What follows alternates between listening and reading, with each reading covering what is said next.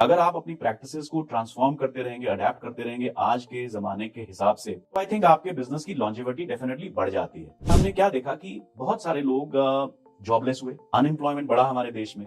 Suddenly lockdown लगने से वो सारा का सारा बिजनेस एकदम से बंद सा हो गया। हमें वो जो सोच हमारी हम चेंज करना चाहते थे, जिसको कि शायद 5 7 10 साल लग जाते बिना कोविड के, वो कोविड के कारण हमें मजबूरन उस टेक्नोलॉजी को अपनाना पड़ा। हमारा बिजनेस अब ऑलमोस्ट इंडिया के रिमोटेस्ट एरियाज में पहुंच गया। आज की डेट में जब मैं अपने लीडरशिप लेवल्स, मेरे पास डेटा आता है, रिपोर्ट्स आती हैं, तो मैं देखता हूँ कम से कम 30% विमेन का कंट्रीब्यूशन आ गया है। And today women are earning more than the men. Doctors, nutritionist, police के लोग, एक्साइज के लोग, कस्टम्स के लोग, बहुत सारे लोगों ने पार्ट टाइम बिजनेस स्टार्ट किया था and now they are full time into the business. Social media की प्रॉब्लम ये है, आज की डेट में जो अच्छी बातें हैं वो इतनी तेजी से नहीं वायरल होती, जो नेगेटिव चीजें हैं बहुत तेजी से वायरल हो जाती हैं। बिल्कुल सही कहा सर आपने। नमस्कार दोस्तों, राहुल सूदन वैल्यू पॉडकास्ट में आपका स्वागत है। आज जो हमारे साथ गेस्ट हैं उनको ट्रांसफॉर्मेशन मैनेजर कहा जाता है।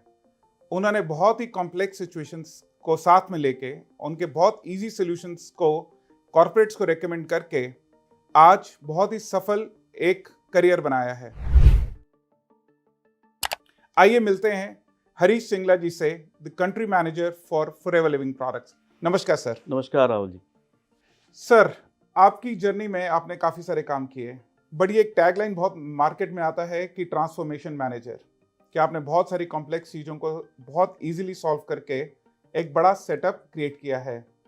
कैसे शुरुआत हुई डायरेक्ट सेलिंग इंडस्ट्री की sir? Well Rahul ji, like it's always said कि डायरेक्ट सेलिंग इंडस्ट्री में कोई मर्जी से नहीं आता, बाय डिफ़ॉल्ट आता है। मैं भी उसी तरह बाय डिफ़ॉल्ट आया एक्चुअली। मुझे किसी ने एक समय बोला कि आइए आपको कोई अपॉर्चुनिटी से आपकी रूबरू कराते हैं। तो मैं उस समय कोई अपॉर्चुनिटी देख तो नहीं रहा था, बट उन्होंने इतना इंसिस्ट किया, मैंने कहा चलो मिल लेते हैं। तो उन्होंने मुझे मिलवाया मिस्टर रेक्स मोहन से, जो कि हमारी कंपनी के फॉरएवर लिविंग के फाउंडर हैं। और मैं उनसे मिला तो एक मुझे बहुत ही खास शख्सियत लगे वो। उन्होंने अपनी स्टोरी मुझे बताई कि उन्होंने कैसे दुनिया को, 160 देशों को कैसे ट्रांसफॉर्म किया है, कैसे वहाँ के ज़रूरतमंद लोगों की मदद की है और लाइव्स को ट्रांसफॉर्म किया है। ये सारी बातचीत चली, उन्होंने भी मुझ में इंटरेस्ट दिखाया, मैंने भी दिखाया, बट हमारी बात वहीं पे थोड़ी सी रुक गई। उसके बाद उन्होंने मुझे कहा, कहते 10-15 दिन के बाद, कहते हम दोबारा एक बारी मुलाकात करेंगे। कहते तब तक तुम ये सोचो कि तुमने अपनी ज़िंदगी में कितने ट्रांसफॉर्मेशनल काम किए जहाँ पे आपने लोगों की लाइफ चेंज की हो। तो बेसिकली उनका सवाल ये था कि शेयर होल्डर की लाइफ नहीं, स्टेक होल्डर की लाइफ नहीं, एम्प्लॉयज़ की लाइफ नहीं, बट आम जनता की लाइफ को आपने कैसे इम्पैक्ट किया है अपने अभी तक के करियर में। तो ये बात मुझे कहीं ना कहीं मेरे दिल को लगी और मैं सोचता रहा उसके बाद। तो मेरे ख्याल करीबन 2 हफ्ते बाद उनसे एक बारी दोबारा मुलाकात हुई। तब उन्होंने मेरे से पूछा, तो उनका सिर्फ एक जवाब था।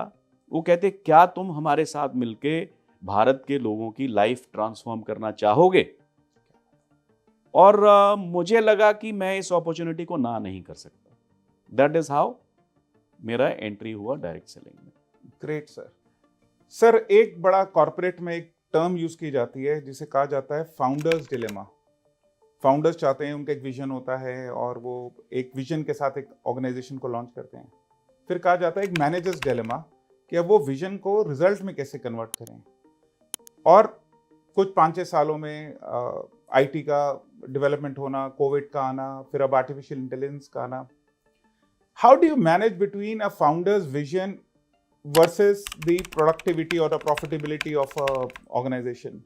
देखिए, one of the first things when I joined this organisation, जब मैंने यहाँ का प्रॉफिट मैट्रिक्स देखा, मेरा सबसे बड़ा और पहला सवाल था अपने फाउंडर्स से कि जी आप इस कंपनी में प्रॉफिट कैसे कमाते हो? तो उन्होंने मुझे एक जवाब दिया। वो कहते कि लोगों की जो जिंदगी में ट्रांसफॉर्म कर रहा हूँ इस बिजनेस के जरिए, that is my profit. So that was the vision which actually dictates हमारी सारी ऑर्गेनाइजेशन की working. But yes, over a period of time, ये बिजनेस करीबन 45 साल पहले शुरू हुआ था, आज बिजनेस चेंज होता चला जा रहा है। एंड आई थिंक एक बेसिक फिलॉसफी को रखते हुए अगर आप अपनी प्रैक्टिसेस को ट्रांसफॉर्म करते रहेंगे, अडेप्ट करते रहेंगे आज के ज़माने के हिसाब से, तो आई थिंक आपके बिजनेस की लॉन्जेविटी डेफिनेटली बढ़ जाती है। आज का हमारे जो उनके बेटे हैं मिस्टर ग्रेग मोहन, उनका नारा है कि ये 45 साल थे, अब ये बिजनेस हमारा हमें ऐसे चलाना है कि अगले 45 साल तक और चले। तो हम कंटिन्यूअसली इसको इवॉल्व करते चले जा रहे हैं, कंटिन्यूअसली इसमें अडेप्ट करते चले जा रहे हैं, कोई भी चीज़ हो, इनोवेशन हम करते चले जा रहे हैं।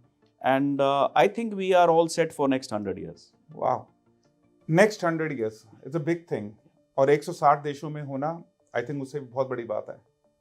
सो how does India business rank up globally 160 countries के बिजनेस में? इंडिया का क्या लगता है? वेल, राहुल जी, जब मैंने टेक ओवर किया था, हम जो फॉरएवर की दुनिया में 5वें स्थान पे थे, और आज हम इस साल नंबर 2 पोजीशन पे क्लोज करेंगे। सो हमने 3 रैंक्स जंप किए हैं, और मैं देख रहा हूं कि अगले साल भर में हम नंबर 1 होने का दावा रखेंगे फॉरएवर की दुनिया में। 160 देशों में नंबर 1 होना बहुत बड़ी बात है, वो भी शायद ऐसी ऑर्गेनाइजेशन जो पिछले 45 साल से चल रही हो, क्योंकि इंडिया में देखा जाए तो 20-22 साल का एक एक्सपीरियंस है आपकी कंपनी को इंडिया में ऑपरेट करने का, और 2-2.5 साल समझे तो जब पूरी तरह से लॉ एक अपने रूप लेने पे शुरू हुआ है। क्या रीजंस रहे सर इंडिया की इतनी मैसिव ग्रोथ में एफएलपी की डिवीजन के लिए? वेल, देखिए, मल्टीपल रीजंस हैं राहुल जी। सबसे पहला प्रमुख रीज़न है कि एक तो इंडिया में हेल्थ और वेलनेस की जो मार्केट है, इट वाज ऑलरेडी ग्रोइंग, और कोविड के दौरान ये मार्केट में जो लोगों को अवेयरनेस हुई है, बहुत ज़्यादा अवेयरनेस बढ़ गई है, और हमारे जैसी कंपनी के प्रोडक्ट्स को उनसे बेनिफिट मिला है। बिकॉज हमारे जो प्रोडक्ट्स हैं purely health and wellness oriented products हैं, ट्राइड एंड टेस्टेड प्रोडक्ट्स हैं। इन प्रोडक्ट्स की ऑलरेडी मार्केट में बहुत डिमांड है, और कोविड के दौरान इट इंक्रीज्ड। दूसरा, हम जैसे बिजनेस अपॉर्चुनिटी प्रदान करते हैं लोगों को, जो हमारे डिस्ट्रीब्यूटर्स रहते हैं, उनको एक अच्छे बिजनेस की तलाश रहती है जिन लोगों को भी। कोविड के दौरान हमने क्या देखा कि बहुत सारे लोग जॉबलेस हुए, अनएम्प्लॉयमेंट बढ़ा हमारे देश में, और कुछ लोगों को डबल इनकम्स की भी ज़रूरत रही, जैसे घर के मेल्स काम करते थे, विमेन आ गई। तो ये जो अपॉर्चुनिटी थी, हमारा बिजनेस उस राइट जगह पे खड़ा था, राइट टाइम पे खड़ा था, कि जब लोगों को एक शानदार बिजनेस अपॉर्चुनिटी की तलाश थी, और हम वहाँ पे अपनी रेपुटेशन को लेके, हम अपने प्रोडक्ट्स की रेपुटेशन को लेके, हम अपनी वर्किंग की रेपुटेशन को लेके, हम वहाँ पे बिल्कुल तैयार खड़े थे, और एक तरह से हमने उस सिचुएशन को पूरी तरीके से बेनिफिट लिया। बहुत बढ़िया सर। एक शब्द आपने इस्तेमाल किया, इनोवेशन, कि आपकी ऑर्गेनाइजेशन इनोवेशन को लेकर रेडी थी, और ये भी कहा जाता है कि इनोवेशन कोई सिस्टम नहीं, एक सोच है जो आपके हर काम में, हर चीज में नजर आती है। आपको क्या लगता है कि आपकी ऑर्गेनाइजेशन ने क्या क्या इनोवेशन किए इंडियन मार्केट के हिसाब से? देखिए, यूरोप में या यूएस में एक मार्केट अलग है, वहाँ पे इनोवेशन हो सकता है कि शायद कंप्लीटली ऑटोमेटेड ऑफिस चलाना, या डिस्ट्रीब्यूटर से ना मिलना और सबको जूम पे होना। इंडिया आज भी 60% एक गांव में रहने वाला देश है, तो ये इनोवेशन आप कहाँ लेकर आए इस बिजनेस के लिए आप सर? देखिए राहुल जी, इनोवेशन ऑलमोस्ट हर एक एस्पेक्ट में हमने टच किया। कई बार लोग सोचते हैं इनोवेशन का मतलब है कि एक ड्रामेटिक चेंज लेके आना, बट हम इनोवेशन को उस तरीके से नहीं देखते।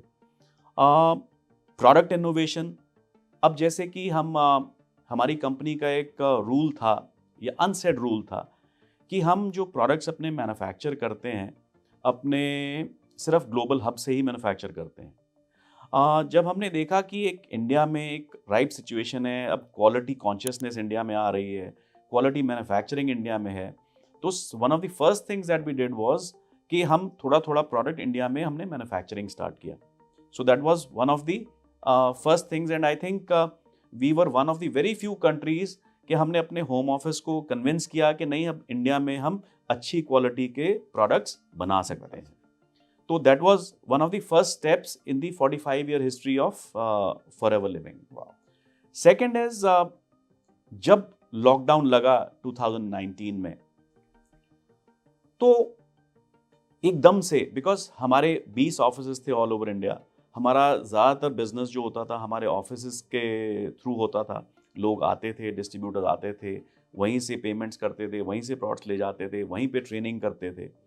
सडनली लॉकडाउन लगने से वो सारा का सारा बिजनेस एकदम से अ, बंद सा हो गया, True. जैसे कि बाकी सब बिजनेसेस भी हुए। हमने उस समय टेक्नोलॉजी बहुत तेज़ी से अडॉप्ट किया। मुझे ध्यान है जब हमने फर्स्ट सेमिनार, मेरे ख्याल within 1 week of lockdown, हमने जूम सब्सक्राइब किया and I personally conducted our initial trainings. Initial जो बिजनेस है उसको हमने जूम के ज़रिए स्टार्ट किया। मुझे ध्यान है जब मैंने कंपनी ज्वाइन किया था, मैं देखता था लोगों को कि हर चीज़ के लिए हमारे ऑफिस में बड़ी बड़ी लाइनें लगी होती थी लोगों की। तो तब भी मेरे दिमाग में आता था कि यार हम इसको कहीं इम्प्रूव कर सकते हैं क्या? लोगों को इतनी दूर से आने की क्या ज़रूरत है हमारे ऑफिस में? पेमेंट्स हम उनसे वहीं से ले लें, प्रोडक्ट्स उनको दे दें। बट वो समहाउ एक हमारी सोच थी जो कि इंडियन सोच भी है, आप कह लीजिए कि जब तक प्रोडक्ट को हाथ लगा के ना देख लें, हमें पसंद नहीं आता, प्रोडक्ट लेना गवारा नहीं है। तो वो सोच अभी बदलने में समय लग रहा था। बट अब जैसे कहते हैं ना, every cloud has a silver lining. तो कोविड में हमें वो जो सोच हमारी हम चेंज करना चाहते थे, जिसको कि शायद 5, 7, 10 साल लग जाते बिना कोविड के, वो कोविड के कारण हमें मजबूरन उस टेक्नोलॉजी को अपनाना पड़ा।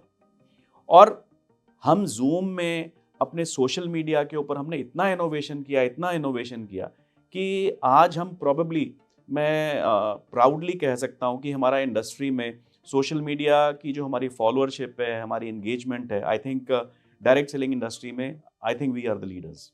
वाह सर, आपकी इन बातों से 2 क्वेश्चन निकल के आते हैं। ऑब्वियसली ये सोशल मीडिया बड़ा इंटरेस्टिंग है, इसको हम नेक्स्ट क्वेश्चन में एड्रेस करते हैं। इंडिया में manufacturing, you right on this part कि मोस्ट ऑफ द मल्टीनेशनल्स या जो बाहर के ऑर्गेनाइजेशन है इंडिया में मैन्युफैक्चरिंग अभी करती नहीं थी। धीरे धीरे वो प्रोसेस शुरू हो रहा है और ऑब्वियसली वो आपकी प्रोडक्टिविटी में और सप्लाई चेन में बेनिफिट लेकर आता होगा। कितना परसेंटेज आपको लगता है कि और 5 साल में यहाँ पे मैन्युफैक्चरिंग शुरू हो जाएगी? राहुल जी, हमारा टारगेट बड़ा एम्बिशियस है लोकल मैन्युफैक्चरिंग का। लाइक आई सेड, जो एक्सचेंज रेट्स आज की डेट में गड़बड़ हो रहे हैं, उसके कारण हमारा प्रोडक्ट अगर हम इंपोर्ट करके ही लाते रहते तो शायद हम इतनी ग्रोथ भी नहीं कर पाते। और जो हमारी गवर्नमेंट की जो पॉलिसीज़ हैं, जो लोकल मैन्युफैक्चरिंग को इनकरेज करती हैं, उनको भी अगर साथ में मिला लें तो I think win win situation है सबके लिए। एंड हम इसी साल टारगेट कर रहे हैं कि हमारा कम से कम 15 से 20% जो सेल्स वॉल्यूम है वो लोकल मैन्युफैक्चरिंग से पूरा होगा। And I think I would safely say कि हम नेक्स्ट 3 years में we were targeting at least 50% of our sales through local manufacturing. 50%? Yes. That's a very, very ambitious target, sir. Yes. I must say. Social media का use her जगह आज की date में, अगर आजकल कहें तो organisations have become digital first rather than that physical first right now आज की डेट में। और डायरेक्ट सेलिंग ऑर्गेनाइजेशन का एक चैलेंज ये भी आता है जो हमें सर्वे में मिलता है कि हमारे जो ट्रेनिंग प्रोग्राम्स हैं वो बदले नहीं टाइम से। सो शायद 10 साल पहले जो हम ट्रेनिंग देते थे आज भी वही चल रहा है। तो ये जो यंगर जनरेशन है, जो 18 से 23 साल की जो जनरेशन है, जिनको हम जेनजी कहते हैं, उनको सोशल मीडिया चाहिए। So how does FLP helps them? You know, one, how do you engage them कि टेल देम कि yes this is a brand you can relate to, and how does social media help them to scale the business, sir? Well see, like मैंने आपको पहले बोला कि हमारा जो business था, पहले हमारे 20 ऑफिसेज थे। तो 20 ऑफिसेज के 200 किलोमीटर के दायरे में हमारा बिजनेस हुआ करता था।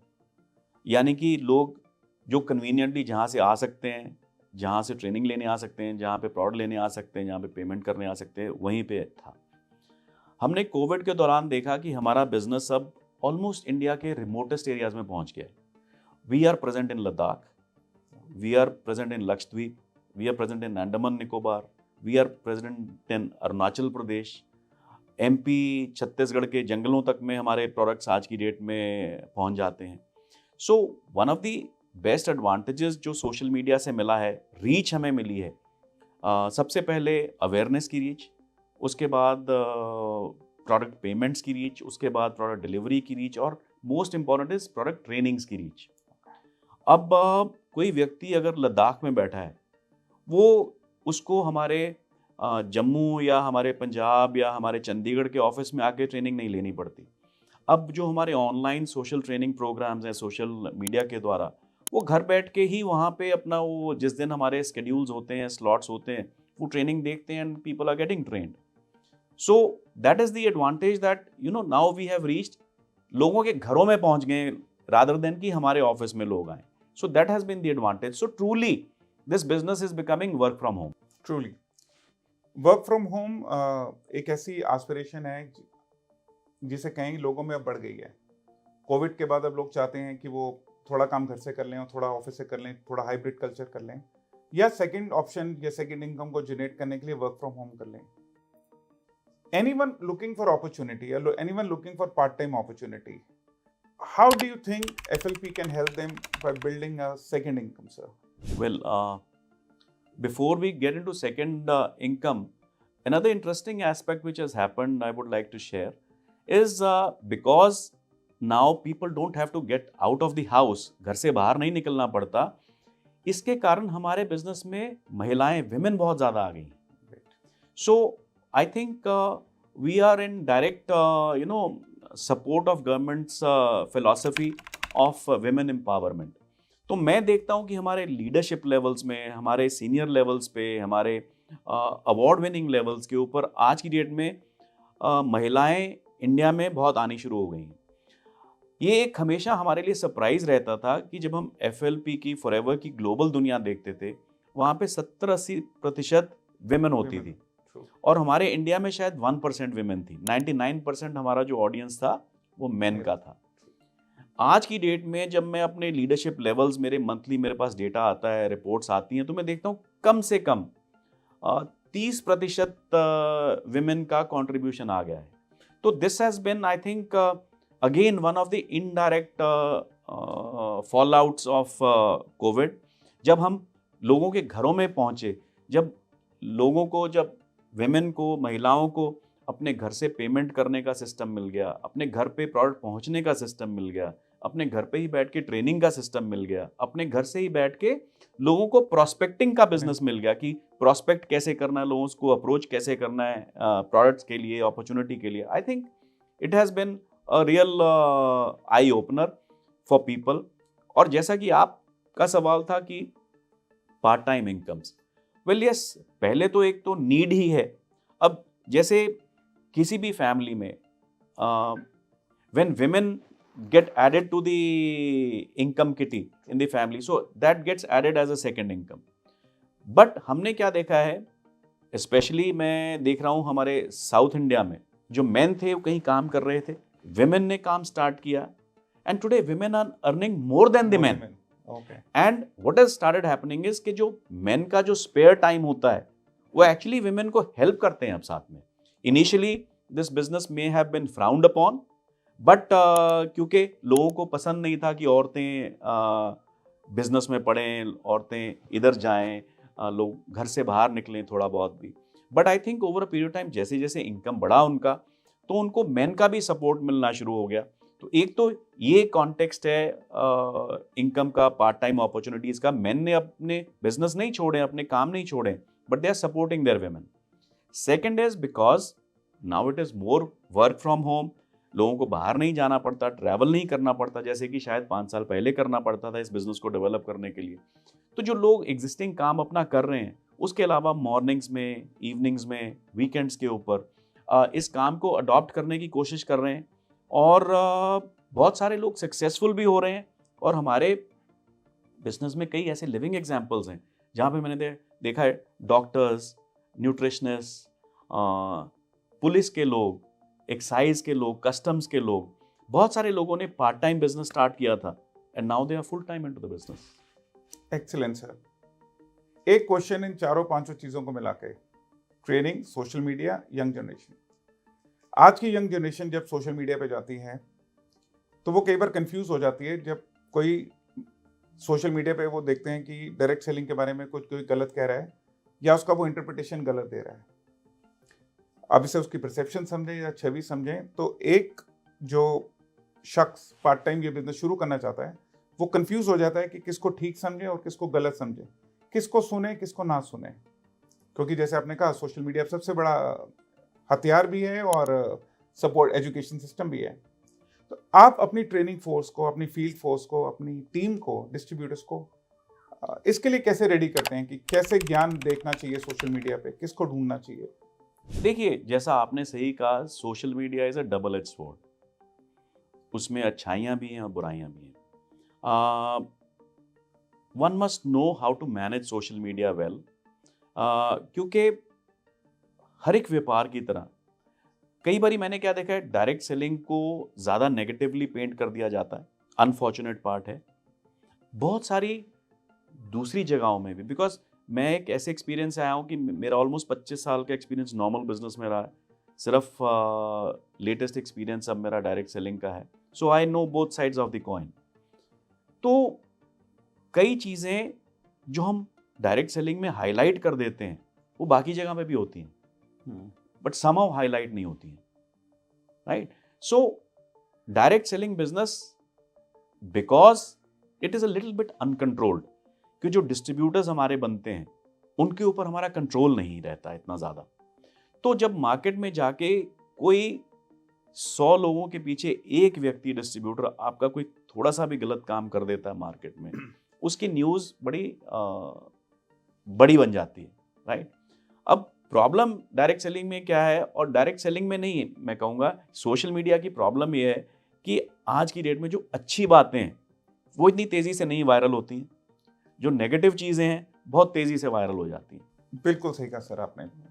आई थिंक ये बड़ा इंपॉर्टेंट पार्ट है अपनी फील्ड फोर्स को एजुकेट करने के लिए। और जैसे सर ने कहा, I think this becomes very important thing कि हम अपने लोगों को बताएं कि क्या ठीक है और क्या गलत है। सर, आप कुछ पर्सनल सवाल, 3 ऐसे इंस्टाग्राम चैनल जो आप फॉलो करते हैं सर। मैं एक्चुअली बड़ा ट्रैवल एंथुजियास्ट हूँ, so I follow lot of travel channels. मैं एंटरटेनमेंट बफ हूँ। मुझे मूवीज़ देखना बहुत पसंद है, तो I follow a certain movie channels also, and definitely I follow, I am a big fan of mister Modi, and I follow one of his channels also. Great. 3 books जो आपको लगता है आप सबको, सब डायरेक्ट सेलर्स को, सब बडिंग एंटरप्रेन्योर्स को पढ़नी चाहिए? बहुत सारी बुक्स हैं राहुल जी। मैं तो मतलब I would not say one book, but I almost read one book a month, and one of the very good books has been Atomic Habits. तो लेटेस्ट जो मैंने पढ़ी है, हालांकि उस किताब में सब कुछ बड़ा स्टैंडर्ड है, बट इतना कंसाइसली और इतना कंसंट्रेटेड वे में उन्होंने एक्सप्लेन किया कि अगर कोई भी डायरेक्ट सेलर उस बुक को पढ़ेगा और उसमें से अगर 25% भी अपना लेगा, तो I think he can be a great direct seller. Great. Sir, आपने अपना प्रोफेशनल करियर और अपना प्रोफेशनल एक्सपीरियंस हमारे साथ शेयर किया, आपने अपनी ऑपरेशनल नॉलेज हमारे साथ शेयर की, और आपने पर्सनल अपने कुछ क्वेश्चन दिए। इस सेशन को एंड करने से पहले एक लास्ट बड़ा इंपॉर्टेंट सा क्वेश्चन, डायरेक्ट सेलर्स जो अपॉर्चुनिटी ढूंढ रहे हैं, जो पार्ट टाइम काम करना चाहते हैं, उनको आप क्या मैसेज देना चाहेंगे? जी राहुल जी, बहुत सारे लोग इस बिजनेस को ये समझ के आते हैं कि ये रातों रात करोड़पति बनने का बिजनेस है। मैं सिर्फ इतना बताना चाहूँगा कि ये बिजनेस रातों रात करोड़पति बनने का नहीं है। ये बिजनेस ऐसे लोगों के लिए है जो आम आदमी से डबल या ट्रिपल ज़्यादा मेहनत करना चाहते होंगे। ओके। बिकॉज हम इस बिजनेस में, एक हमारी सेल्स पिच रहती है कि जी इसमें कोई इन्वेस्टमेंट नहीं लगता, इसमें कोई मशीन नहीं लगती, इसमें कोई फैक्ट्री नहीं लगती, इसमें कुछ नहीं लगता। मैं नॉर्मली बिजनेस सक्सेस को 3 सर्कल्स का वेन डायग्राम मानता हूँ कि आपका रिसोर्सेज है, आपके resources in terms of money, आपके resources in terms of equipment machines, and आपके resources in terms of effort, right? तो इस बिजनेस में दूसरे 2 रिसोर्सेज है वो नहीं लगते, ना ही पैसा लगे ना ही मशीनरी लगे, बट जो इन दोनों रिसोर्सेज का काम पूरा करने के लिए जो तीसरा रिसोर्स है आपका, जो एफर्ट है, इसका मतलब है कि आपको 3 गुना करना पड़ेगा। बहुत बढ़िया, बहुत बढ़िया तो सर। जब तक कोई व्यक्ति इस बिजनेस को लॉन्ग टर्म सोच के नहीं आता कि मैंने इसको लंबे समय तक अपना करियर बना के करना है, तब तक वो व्यक्ति इस बिजनेस में सक्सेसफुल नहीं हो सकता। हाँ, बहुत सारे लोग आएंगे, आते भी हैं, पास्ट में भी आए हैं, जो कि रातों रात करोड़पति बनने का सपना लेके आते हैं। उसके बाद जब करोड़पति नहीं बनते रातों रात, तो फिर वो एक इंडस्ट्री के लिए भी और कंपनी के लिए भी एक नेगेटिव जो न्यूज़ मॉन्गरिंग करते हैं, वो करना शुरू कर देते हैं। Great sir. हरीश सिंगला जी का लास्ट में ये जो 3 शब्द इन्होंने कहे कि अगर मशीन नहीं लग रही, रिसोर्सेज नहीं लग रहे, पैसा नहीं लग रहा, लेकिन एफर्ट तो लगेगा। आई थिंक इसका कोई नाम होना चाहिए। From today onwards let's address this thing as Harish Singla ji's growth circle and an effort programme. Sir, आपने हमारे साथ बहुत सारा टाइम शेयर किया और बहुत सारी नॉलेज शेयर की, इसके लिए आपका बहुत बहुत धन्यवाद। थैंक यू राहुल जी। और मैं अपने सभी सब्सक्राइबर्स की तरफ से जो इस चैनल को देख रहे हैं, उनके जो भी क्वेश्चन होंगे मैं आपको पर्सनली दोबारा आपको भेज दूंगा। Sure, I thank would you be so glad much to for help. Having us. Thank you Rahul ji.